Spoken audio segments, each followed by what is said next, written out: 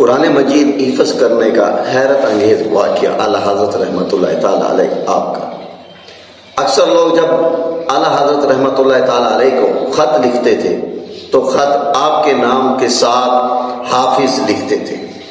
उस वक़्त आला हज़रत रहमतुल्लाह ताला अलैह आप बाज़ाब्ता हाफ़िज़ कुरान न थे।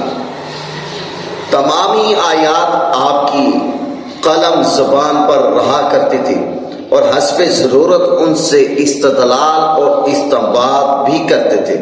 बजाय इसके कि आला हज़रत रहमतुल्लाह ताला अलैह आप लोगों को हाफिज का लफ्ज़ कहने से मना करते, खुद कुरान पाक हिफ्ज़ करना शुरू कर दिया।